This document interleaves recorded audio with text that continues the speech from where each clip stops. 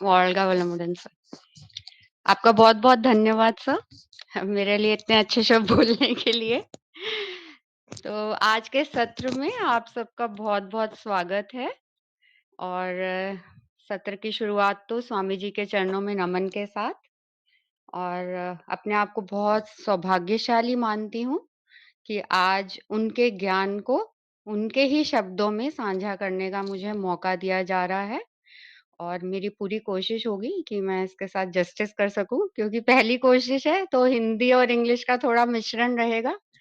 आगे अपनी हिंदी इम्प्रूव करने की कोशिश करूँगी मैं और दिल्ली एनसीआर स्काई ट्रस्ट का भी बहुत-बहुत धन्यवाद जिन्होंने मुझे इस उद्देश्य में एक स्थान दिया है इसको आगे लेकर जाने के लिए और मैं आशा करती हूँ कि आज इस विषय पर बायोमैग्नेटिज्म के साथ मैं न्याय कर सकूँ। तो चलिए शुरू करते हैं। जो भी मैंने अपना थोड़ा इसका समराइज़ किया है, उसके बेसिस पे मैं शुरू करती हूँ। तो बायोमैग्नेटिज़्म समझने से पहले मुझे लगता है कि हमें मैग्नेटिज़्म को समझने की ज़्यादा ज़रूरत है, उसके बाद हम बायोमैग्नेटिज़्म को बहुत ही ईज़िली समझ पाएँगे। तो मैग्नेटिज़्म क्या है? Actually magnetism is everything. अगर हम ये देखें कि हम डिवाइन स्टेट की जैसे बात करते हैं, तो मैग्नेटिज़्म की शुरुआत ही वहीं से है। और आज के अगर समय में हम देखें तो इसको पढ़ना समझना आसान हो गया है क्योंकि हमारे पास साइंस में काफ़ी आगे उपलब्धि हो चुकी है।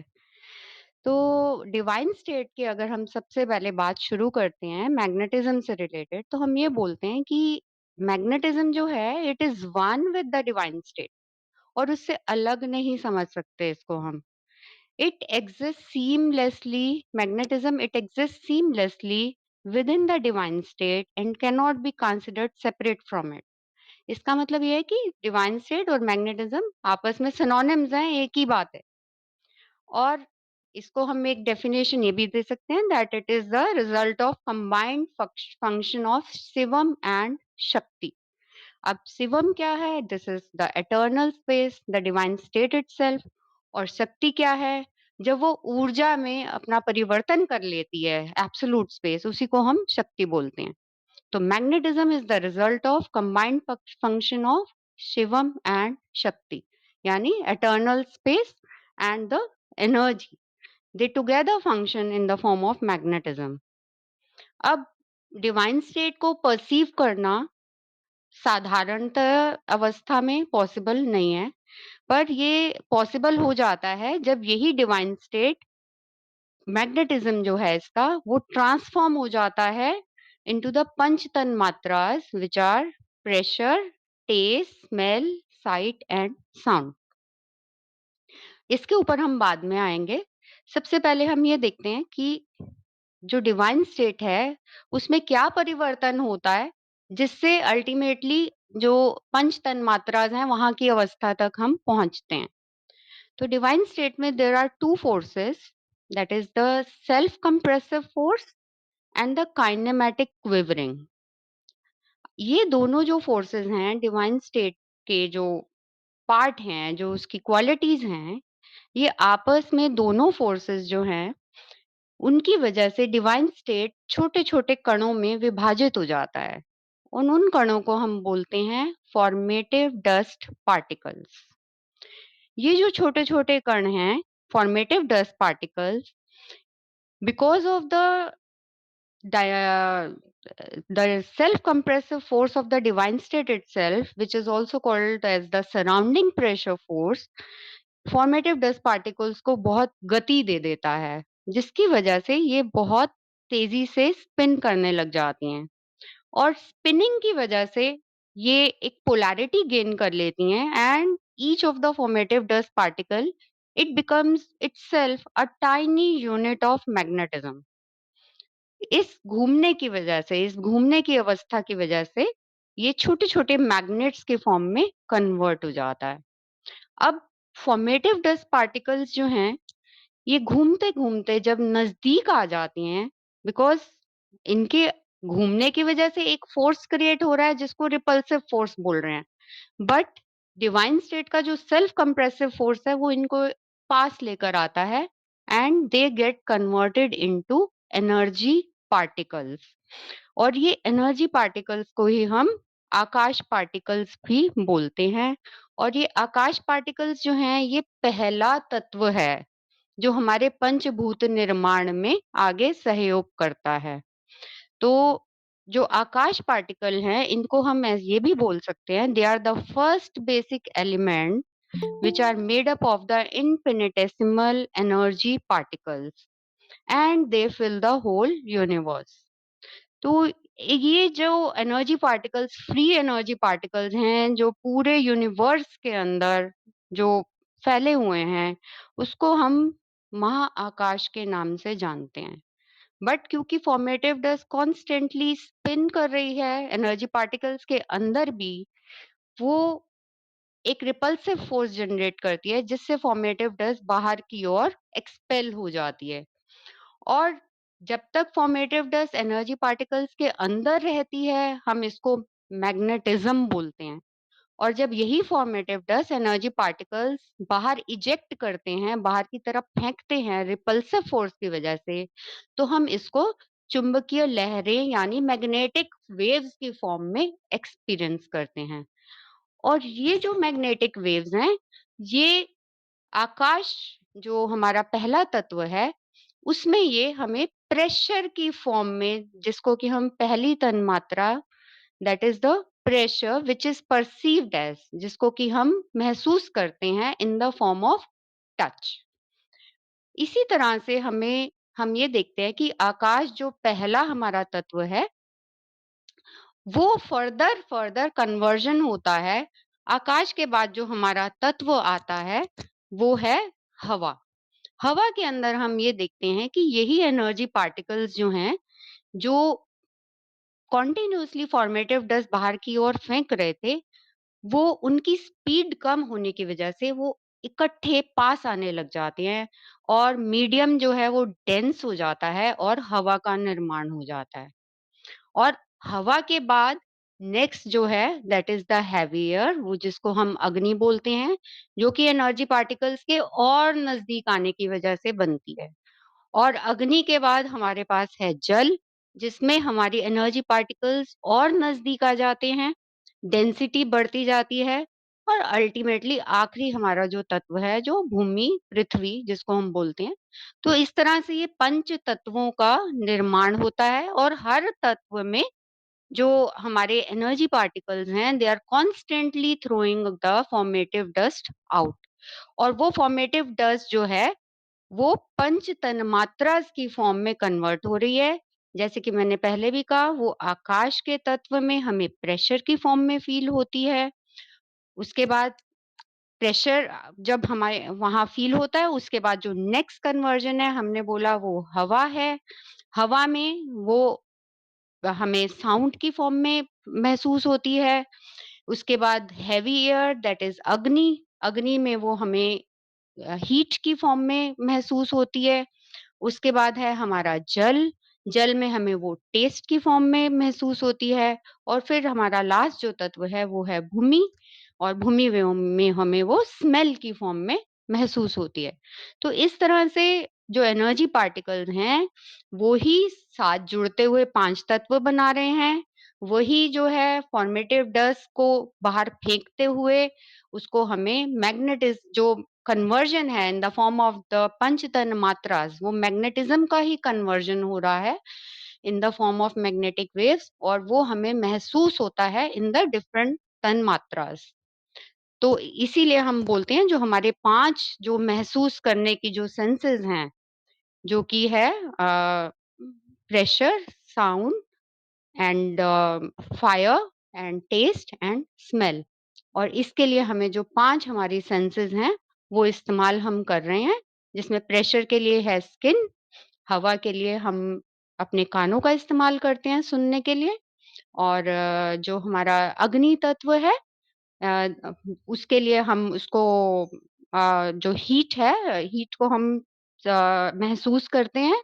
इसी तरह से हम स्मेल और साइट को महसूस करते हैं, स्मेल साइट एंड साउंड को महसूस करते हैं। तो इस तरह से ये जो पांच तरह के जो ये पंच जो तन्मात्रा हैं उसके लिए हमें 5 सेंसेस का प्रयोग हम लेते हैं।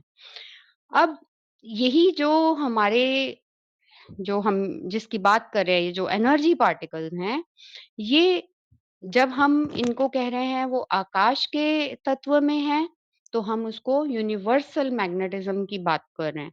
और यही जो एनर्जी पार्टिकल्स जब हमारे शरीर में रोटेशन करते हैं, then we call them as life energy particles, and there when they are emitting the formative dust we call it as biomagnetism. तो जब आकाश जो पार्टिकल्स हैं जो यूनिवर्स में हैं, जब वो फॉर्मेटिव डस्ट फेंक रहे हैं, तो आकाश में हम उसको महाआकाश बोल रहे हैं और यूनिवर्सल मैग्नेटिज्म बोल रहे हैं। और वही चीज जब हमारे जीव शरीर में आ जाती है, यानी कि जो लाइफ एनर्जी पार्टिकल्स हमारे शरीर में जो घूम रहे हैं, उसको हम बोलते हैं चित्त आकाश। और ये चित्त आकाश जो फॉर्मेटिव डस्ट फेंक रहा है, उसको हम बोलते हैं बायोमैग्नेटिज्म। सो ये तो एक प्रॉपर हमारी एक हम डेफिनेशन पर पहुंच गए कि बायोमैग्नेटिज्म होता क्या है। ये जो कॉन्स्टेंटली हमारे लाइफ एनर्जी पार्टिकल्स जो हमारे शरीर में घूम रहे हैं, फॉर्मेटिव डस्ट उनके द्वारा जो इजेक्ट की जाती है, उसको हम बायोमैग्नेटिज्म बोलते हैं। अब हमारा अगला टॉपिक आता है कि बायोमैग्नेटिज्म के स्रोत क्या हैं? हमें बायोमैग्नेटिज्म अपने जीवन में, जीवन जो हम जीते हैं, उसमें किन-किन स्रोतों से, सोर्सेस से हमें बायोमैग्नेटिज्म अवेलेबल होता है। तो बायोमैग्नेटिज्म अवेलेबल होने का सबसे पहला तो स्रोत है भोजन और जल। भोजन और जल से कॉन्स्टेंटली हमें पता है भोजन जो है वो 7 तत्वों में ब्रेक होता है, and ultimately sexual vital fluid जो है वो उसका लास्ट कंपोनेंट है। और सेक्सुअल वाइट जो वाइटल फ्लूइड है, उसी से ही we can say the life an it is a container for the life energy particles. And वहीं से जो है लाइफ एनर्जी पार्टिकल्स हमें बायोमैग्नेटिज्म दे रहे हैं। और बायोमैग्नेटिज्म हमारी जो पूरे शरीर में एक चुंबकीय जो फोर्स है वो क्रिएटेड रखता है, जिससे सेल्स के बीच में पोलैरिटी रहती है, हमारे सारे फंक्शंस अच्छे से काम करते हैं। तो पहला स्रोत हो गया हमारा भोजन और जल। उसके बाद हमारा दूसरा स्रोत है हवा। हम कॉन्स्टेंटली प्राण ऊर्जा ले रहे हैं, हवा की फॉर्म में भी ले रहे हैं। तो जब हम सांस लेते हैं तो प्राण ऊर्जा की जो है हमारे जो सांस है उसके साथ भी हमारा बायोमैग्नेटिज्म अंदर जाता है। उसके बाद हमारा जो तीसरा स्रोत है वो है जो भूमि से हमारी रेडिएशंस जो प्रोड्यूस हो रही हैं कॉन्स्टेंटली, क्योंकि भूमि के कोर में न्यूक्लियर फिशन कॉन्स्टेंटली चल रहा है। तो उस फिशन की वजह से भी जो रेडिएशंस अर्थ प्रोड्यूस कर रही है उससे भी हमारा जो है बायोमैग्नेटिज्म बढ़ता है। और चौथा जो हमारा स्रोत है वो है radiations from the stars and planets. तो कॉन्स्टेंटली जो जो हमारा ऊपर जो वायुमंडल है वहां पर सारे जो स्टार्स और प्लैनेट्स हैं वहां से भी रेडिएशंस एमिट हो रही हैं, एंड वहां से भी हमारा बायोमैग्नेटिज्म बढ़ रहा है। तो ये 4 स्रोत हैं जो हमें बायोमैग्नेटिज्म हमारा बढ़ा रहे हैं। अब हम ये देखते हैं कि हमारा बायोमैग्नेटिज्म यूटिलाइज़ कहाँ-कहाँ होता है। तो बेसिकली पूरा सिस्टम ही हमारा जो है बॉडी का वो बायोमैग्नेटिज्म पर जो है डिपेंड करता है, निर्धारित है। अब अगर हम देखें हमारे 2 मेजर सिस्टम हैं, एक है ऑटोनॉमिक नर्वस सिस्टम और एक है सेंट्रल नर्वस सिस्टम। अब सेंट्रल नर्वस सिस्टम जो है ये हमारी जो पंच इंद्रियां हैं, जो हमारी आंखें, कान, नाक और जो टच और जो टेस्ट की हमारी जो शक्ति है, ये सेंट्रल नर्वस सिस्टम कंट्रोल करता है। तो सेंट्रल नर्वस सिस्टम और ऑटोनॉमिक नर्वस सिस्टम ये आपस में जुड़े हुए काम करते हैं। बट जब हम बाहरी जगत से बहुत ज़्यादा जुड़ जाते हैं, तो हमारा सेंट्रल नर्वस सिस्टम पे बहुत जो बोझ ज़्यादा आ जाता है, तो वो हमारे ऑटोनॉमिक नर्वस सिस्टम की जो वर्किंग है, उसको अफ़ेक्ट करता है। तो जब ऐसी अवस्था होती है, तो हमें जो है ऊर्जा का जो है हमें ऊर्जा विहीन फ़ील होता है, यानी हमारी एनर्जी लेवल्स डाउन हो जाती हैं और सेंट्रल नर्वस सिस्टम जो है वो बंद हो जाता है। ताकि ऑटोनॉमिक नर्वस सिस्टम जो बेसिकली हमारे जो रेस्पिरेशन, एक्सक्रीशन एंड सर्कुलेशन जो बहुत ही अंदर के हमारे सारे ऑर्गन्स का इम्पोर्टेंट काम है, वो सँभाल रहा है, तो वो फिर सिर्फ़ काम करता है। तो इसीलिए स्वामी जी ने बहुत अच्छे से कई बार इस बारे में, कई जगह पे इस बारे में बात की है कि जो हमारे 5 जो बेसिक हमारे ऊर्जा को यूज़ करने के जो हमारे मेथड्स हैं, that is food, work, rest, sex and thoughts, ये इसमें कुछ फूड और जो रेस्ट है उससे तो हम ऊर्जा प्राप्त कर रहे हैं। परंतु जो वर्क, सेक्स एंड थॉट्स, इसमें जो है हमारा इनडिफरेंस है, टू मच ऑफ इंडल्जेंस जो है उससे हमारा बायोमैग्नेटिज्म जो है बहुत बहुत ज़्यादा अधिक यूज़ हो जाता है। तो इसके अंदर मॉडरेशन रखना ज़रूरी होता है। तो इसीलिए जब हमारा बायोमैग्नेटिज़्म का लेवल बहुत गिर जाता है, तो उस अवस्था में हमें नींद आ जाती है और हमारा ऑटोनॉमिक नर्वस सिस्टम सिर्फ़ काम करता है, सेंट्रल नर्वस सिस्टम जो है शट हो जाता है। इसीलिए हम खाना खाते हैं, उससे हमारा बायोमैग्नेटिज़्म बढ़ता है और अगर हम जो रात भर अच्छी नींद लेते हैं, रेस्ट लेते हैं, उससे भी हमारा बायोमैग्नेटिज़्म जो है वो बढ़ जाता है और वापस हम सुबह फ्रेश उठते हैं, हमारे एनर्जी लेवल्स अप होते हैं। तो ये जो हमारा थॉट्स जो हैं वो भी बहुत ज़्यादा बायोमैग्नेटिज़्म की जो ऊर्जा है उसको बहुत ज़्यादा यूज़ करती हैं, इसीलिए हमें अपने थॉट्स के ऊपर भी ध्यान देना चाहिए और too much of indulgence in the activity of sex वो भी हमें उसका भी ध्यान रखना चाहिए, जिसके लिए स्वामी जी ने वो रेगुलेशन के लिए कायाकल्प बहुत अच्छे से बता रखा है, जिससे हम अपनी जो सेक्स की जो हमारी ड्राइव रहती है उसको कंट्रोल्ड रख सकते हैं, ताकि हमारी सेक्सुअल वाइटल फ्लूइड का लॉस ना हो, लाइफ एनर्जी का लॉस ना हो और बायोमैग्नेटिज्म हमारा मेंटेन्ड रहे। उसके बाद हम आते हैं कि एक्चुअली बायोमैग्नेटिज्म वर्क कैसे कर रहा है, अगर हम ये प्रोसेस पर देखें, तो हम ये देखेंगे कि इट इज़ जैसे हम कोई स्वीट अपने अगर मुँह में अगर हम उसको टेस्ट करते हैं, तो हमें एकदम से मीठा फ़ील होता है। तो is it the sweet which is working or is it the something else that is working? तो यहाँ पे भी एक बहुत ही साइंटिफिक हमें एक्सप्लेनेशन स्वामी जी ने दिया कि जो हमें खाने की चीज़ जो मीठी लग रही है, वो मीठी एक्चुअली लगती क्यों है? वो इसलिए लगती है क्योंकि हमारा जो रेट ऑफ कन्वर्जन ऑफ बायोमैग्नेटिज़्म है, वो उस समय बढ़ जाता है। यानी अगर हम कुछ जैसे गुलाब जामुन है, उसको अगर हम अपनी जीभ पर रखते हैं, तो हमें एकदम से मीठा अनुभव होता है क्योंकि जो हमारा ऑर्डिनरी जो रेट ऑफ एक कन्वर्जन ऑलरेडी चल रहा है हमारे शरीर में। क्योंकि हम कॉन्स्टेंटली एनवायरनमेंट के साथ कॉन्टैक्ट में हैं, लोगों के साथ और जीवों के साथ, हर चीज़ के साथ हम कॉन्टैक्ट में हैं। तो हमारा कॉन्स्टेंटली एक एक्सचेंज चल चल रहा है एनर्जी का, फ्लक्चुएशंस हो रही हैं हमारी बॉडी में, जो हमें जो पंच तन्मात्रास की फॉर्म में फ़ील हो रही हैं। तो वो तो एक ऑर्डिनरी रेट जो कन्वर्जन है वो चल रहा है। बट जब ये रेट ऑफ कन्वर्जन बढ़ जाता है, सो हमें वो चीज़ जो जैसे कि भोजन की फॉर्म में, कोई मीठी चीज़ की फॉर्म में, वो हमें मीठी इसीलिए लग रही है क्योंकि rate of conversion of biomagnetism ordinary से उस समय ज़्यादा हो गया। इसीलिए हमें वो चीज़ मीठी लगती है। जैसे कि अगर हमने एक समय पे सपोज़ हमने गुलाब जामुन लिया और हमारे जो यूनिट्स हैं वो rate of conversion of biomagnetism वो 10 यूनिट्स पे बढ़ गया और उसी समय इमीडिएटली अगर हम कॉफ़ी का सिप लेते हैं तो हमें फीकी लगती है क्योंकि जो कॉफ़ी का रेट ऑफ कन्वर्जन था लेट अस से वो 5 यूनिट्स है। तो हम ऑलरेडी 10 यूनिट्स पर पहुँचे हुए हैं तो कॉफ़ी हमें फीकी लगेगी। और जबकि हम थोड़ी देर के बाद अगर वही कॉफ़ी को अगर ग्रहण करते हैं तो हम देखेंगे उसके बाद वो हमें मीठी लगेगी। वो इसलिए क्योंकि जब 10 यूनिट्स तक रेट ऑफ कन्वर्जन बढ़ गया था मीठी चीज़ लेने से वो वापस नॉर्मलाइज़ होगा, एक नॉर्मल रेट ऑफ कन्वर्जन जो चल रहा होगा हमारे शरीर में, तब हम अगर कॉफ़ी ग्रहण करेंगे तो वो हमें मीठी प्रतीत होगी। So it is actually not the object, जो चीज़ है वो हमें जो है हमें इस मीठे अनुभव का जो है वो हमें मीठा अनुभव नहीं करा रही है।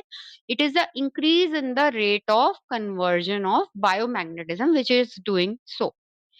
So this is the the scientific explanation of how we are perceiving ये जो 5 हमने तन्मात्राएँ हैं जो हमने परसीव कर रहे हैं constantly pressure, sound, light, taste and smell.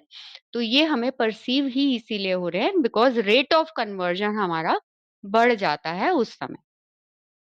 अब हम आते हैं कि हमें जो स्वामी जी द्वारा ही हमें क्या टेक्निक्स दी गई हैं कि हम अपने बायोमैग्नेटिज़्म को कॉन्स्टेंटली बढ़ाते रहें। तो स्वामी जी ने बहुत ही सहज और बहुत ही डेली पर्पस पे भी हम कर सकते हैं शुरू में। बाकी धीरे-धीरे हम इसको हफ्ते में 1 बार कर सकते हैं और वो 2 टेक्निक्स हैं लैंप गेजिंग और मिरर गेजिंग। तो लैम्प गेजिंग और मिरर गेजिंग में बेसिकली हम क्या कर रहे हैं कि लैम्प गेजिंग में तो हम एक दिया जलाकर उसके ऊपर फोकस कर रहे हैं और मिरर गेजिंग में हम मिरर के अंदर अपनी ही जो है छवि को देख रहे हैं। अब इसमें बायोमैग्नेटिज्म बढ़ने की जो अगर हम साइंस देखें तो वो ये है कि जब हम लैम्प गेजिंग कर रहे हैं तो हम एक पर्टिकुलर जो ज्योत है उसके ऊपर हम हमारा फोकस है कॉन्स्टेंटली। तो यहाँ पे भी वही साइंस अप्लाई होती है जो मैंने अभी ऊपर बताई कि हमारा rate of conversion of biomagnetism उस टाइम पे बढ़ जाएगा because we are focused on one thing. और उससे क्या होगा जब हम फोकस्ड हैं एक लॉ के ऊपर तो दिए की जो लॉ है उसको देखते हुए हमारा जो rate of conversion of biomagnetism है वो बढ़ जाता है और फोकस रहने की वजह से कंसंट्रेशन की वजह से हमारा जो इम्प्योर बायोमैग्नेटिज्म है वो बहुत जल्दी हम जो है उसको देखने की फॉर्म में वो लाइट एनर्जी में कन्वर्ट हो जाएगा और जो उसके बाद हम आंखें बंद करके अपने जो है यूनिवर्सल जो मैग्नेटिज्म है उससे जब कनेक्ट करते हैं तो हमारा बायोमैग्नेटिज्म उससे बढ़ जाता है। And same holds true for the mirror gazing. अब मिरर गेजिंग में भी हम अपनी छवि को देखते हैं। छवि को देखते हुए we are spending our biomagnetism. जो इम्प्योर बायोमैग्नेटिज्म है वो लाइट एनर्जी की फॉर्म में जो है कन्वर्ट हो जाएगा और जो रिक्त स्थान उसकी जगह जो हमारे शरीर में उसके अंदर हम यूनिवर्सल मैग्नेटिज्म को अपने अंदर अट्रैक्ट कर लेंगे। So these two practices they हैं they help in increasing the levels of biomagnetism if practiced regularly। अब अगर हम देखें कि ये दो प्रैक्टिसेस से हमारा फायदा क्या है, एक तो हमारा लेवल ऑफ बायोमैग्नेटिज्म बढ़ रहा है, दूसरा हमारे अपने शरीर के लिए भी ये दोनों प्रैक्टिसेस बहुत अच्छी हैं। एक तो हमारी इम्यूनिटी जो है वो बढ़ेगी, हमारी जो रोग से लड़ने की जो हमारी क्षमता है वो बढ़ेगी और हमारे जो अंदर कुछ अगर कुछ डिजीजेस ऑलरेडी जगह ले चुकी हैं, हम उनको भी जो है क्योर कर सकते हैं। हम दूसरों को ब्लेस करते हैं, वो भी ज़्यादा जल्दी काम करेंगे क्योंकि हमारा जो मैग्नेटिज़्म, प्योर मैग्नेटिज़्म है, वो बॉडी में बढ़ता जा रहा है इनको करने से। दूसरों को ब्लेस करना, दूसरों को इनिशिएट करना, जो हम इनिशिएशन का प्रोसेस करते हैं, तो वो भी बहुत अच्छे से काम करेगा। हमारी जो बॉडी की और ब्रेन की जो सेल्स हैं, वो सब बहुत अच्छे से एनर्जाइज़ होंगी एंड कॉन्स्टेंटली हमारा यूनिवर्सल मैग्नेटिज़्म के साथ एक लिंक बना रहेगा। हमारे जो चेहरे पे जो है आभा बढ़ेगी और आँखों में जो है दिव्य ज्योति का प्रकाश हर समय नज़र आएगा। So these 2 practices are very, very good and important. अब मिरर गेजिंग में हम एक और चीज़ की बात करते हैं, वो है एस्ट्रल प्रोजेक्शन। तो एस्ट्रल प्रोजेक्शन जो है, एस्ट्रल प्रोजेक्शन में यही है कि जब हम मिरर गेज़ करते हैं, तो जो अपनी when we look at the mirror, what is happening? उस समय it is not so that we are giving our magnetism by looking into the mirror in the form of light energy, some life energy particles also move out of our body। तो ये इसी को हम जो है astral projection बोलते हैं because हमारा एस्ट्रल बॉडी जो है वो लाइफ एनर्जी पार्टिकल से ही बना हुआ है।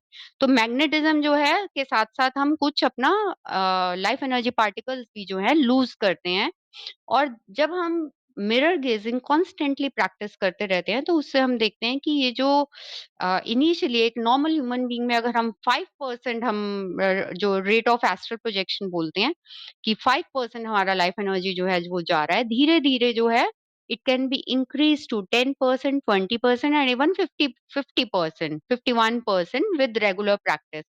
तो उससे क्या होगा एक्चुअली हमारा जो ऑरा है उसका साइज धीरे धीरे जो है बढ़ेगा और the person will look very charismatic, उसका ऑरा बढ़ेगा और ऑरा और इस चीज को रेगुलर प्रैक्टिस करने से इवन जो समय है जिसमें हम ये एस्ट्रल प्रोजेक्शन इतना बढ़ा पा रहे हैं वो उसका समय भी धीरे धीरे बहुत रिड्यूस हो जाएगा। एक समय ऐसा आएगा कि it can be reduce to 10 minutes, 5 minutes और इवन 2 मिनट्स और जस्ट मेयरली जब मिरर में देखते ही हमारा एस्ट्रल प्रोजेक्शन जो है, ऑरा का जो साइज़ है वो इतना बढ़ जाए। So these are the very great benefits and someone who does this practice regularly, वो दूसरों को blessings by passing on energy or by energizing the water and giving it to the patients to cure them. So this is all healing processes जिनको हम further जो है अपने जीवन शैली में ला सकते हैं और औरों का भला कर सकते हैं। अब उसके बाद जो है जो मेरा टॉपिक है वो है कि रिप्लेनिशमेंट। सो बेसिकली हाँ, यही है कि हमें जो 4 स्टेट्स हैं, ये मेरा लास्ट टॉपिक रहेगा, इसमें ये है जो 4 अवस्थाएँ हैं, जो हम बायोमैग्नेटिज़्म की यूटिलाइज़ेशन के बेसिस पर एक्सपीरियंस कर सकते हैं। वो 4 अवस्थाएँ क्या हैं? तो पहली अवस्था है प्लेज़र। तो प्लेज़र हम किसको बोलते हैं? प्लेज़र हम तभी बोलते हैं जब हमारा बायोमैग्नेटिज़्म जो है, वो या तो सरप्लस स्टॉक में है या हम उसको जितना इस्तेमाल कर रहे हैं, वो डिप्लीटेड लेवल से नहीं है। मतलब इतना है कि हाँ, हमारे पास सरप्लस स्टॉक है और हमें जो उसके इस्तेमाल से डिप्लीटेड फ़ील ना हो। तो ये होगी हमारी प्लेज़र की अवस्था। जो दूसरा स्टेट है वो है पेन, वो टोटली इसका ऑपोज़िट होगा। तो पेन में हमें क्या होगा कि अगर हम बायोमैग्नेटिज़्म इस तरह से यूज़ कर रहे हैं कि या तो हम अपने ऑलरेडी डिप्लीटेड लेवल से यूज़ कर रहे हैं, तो वो हमें पेन देगा या इतना ज़्यादा यूज़ कर रहे हैं which can not be tolerated by the body. तो ये प्लेज़र और पेन जो हैं ये नॉर्मली जो बिल्कुल ही स्पिरिचुअल जो है फैक्ट्स और लॉज़ ऑफ नेचर नहीं जानते हैं, they will experience these 2 things pleasure and pain because उनको बायोमैग्नेटिज़्म का जो पीछे साइंस है उसके बारे में वो अवगत ही नहीं है। उसके बाद जो हमारी तीसरी अवस्था है, जो बायोमैग्नेटिज़्म के यूज़ पे हम एक्सपीरियंस कर सकते हैं, वो है पीस। पीस तब है जब आपकी बॉडी के सेल्स नॉर्मल फंक्शन कर रहे हैं, आपका ब्रेन भी रेस्ट पर है, यानी ना ज़्यादा आप थॉट्स में हो और आपको अपना जो बायोमैग्नेटिज़्म है, उसको बैलेंस रखना आता है। आपको पता है ना ज़्यादा इंडल्ज करना है किसी चीज़ में और इंडिफरेंट भी नहीं रहना, आप एक बैलेंस्ड अवस्था में जब अपने बायोमैग्नेटिज़्म को यूज़ करते हैं, तो आप एक पीस की अवस्था में रहते हैं, शांति महसूस करते हैं। आपके ब्रेन सेल्स बहुत ज़्यादा काम नहीं कर रहे, यानी कि बहुत ज़्यादा थॉट्स नहीं हैं और जो आपके बाहर के जो इस्तेमाल करने के जो आपके स्रोत हैं, वो भी आपने बैलेंस रखे हुए हैं, मॉडरेशन में रखे हुए हैं। तो इसको हम बोलते हैं पीस की अवस्था और इसी की एक्सटेंशन है एक्सटेसी। एक्सटेसी होती है जब हम पीस में रहते हमारे शरीर के अंदर बायोमैग्नेटिज्म बैलेंस रहता है, तो हम ये यूनिवर्स के जितने लॉज हैं, मिस्ट्रीज हैं, अपने जो हमारा पर्पस ऑफ लाइफ है, हम यहाँ कैसे आए, हम कौन हैं, हमारा ओरिजिन क्या है, हम इसके ऊपर जो है हमारा जो मन है, जो हमारा माइंड है, जब इन गहराइयों में उतरने लग जाता है और वो सारे जो गहरे अंदर के जो मिस्ट्रीज हैं यूनिवर्स के, वो हमारे अंदर ही उनका जो है जो सीक्रेट है, वो हमें उसका आंसर मिलने लग जाता है। तो हम एक कांस्टेंट हैप्पीनेस में, कंटेंटमेंट में और एक विज़डम के स्टेट में रहने लग जाते हैं, which we call as ecstasy. So, this is what is the purpose of life for all of us to maintain peace within and outside, and then leading it to ecstasy so that this world can be made a better place to live. सो मैं ये कहना चाहूँगी कि ये science बहुत अद्भुत है, स्वामी जी का ज्ञान अद्भुत है, जितना समेटा जाए उतना कम है। मैंने जितनी थोड़ी बहुत कोशिश मैं कर सकी मैंने की और जितना समेटने की कोशिश की आगे फर्दर मैं इम्प्रूव करने की कोशिश करूँगी but I am really thankful कि मैं इस सिस्टम में हूँ एंड आई फर्दर रिक्वेस्ट कि मुझे ऐसे ही मौके देते जाएँ स्काई ट्रस्ट ताकि मैं अपने में भी परिवर्तन कर सकूँ और अपने जो साथ रह रहे हैं उनमें परिवर्तन ला सकूँ। इस जगत में थोड़ा-सा ज्ञान का जो है आगे एज़ अ लाइट मैं आगे जा सकूँ। सो अगर किसी के कोई प्रश्न हो यू कैन आस्क, मेरी कोशिश होगी मैं आंसर कर सकूँ एंड आई होप मैंने थोड़ा बहुत जस्टिस किया आज के इस पूरे अपने इस स्पीच में। बहुत-बहुत धन्यवाद।